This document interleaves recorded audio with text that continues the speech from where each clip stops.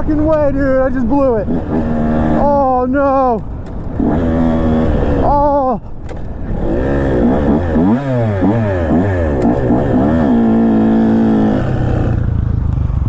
I blew it up.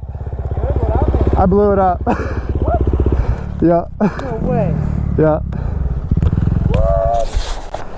Woo. Well, I blew it up. No way. Yep. I've never blown up a bike before, so I have no idea what it feels like to blow up a bike. I was having issues with how this bike was running last time I rode it, and it just shut off and I couldn't get to start again. And when I took it apart, oh man, I'm out of breath from this.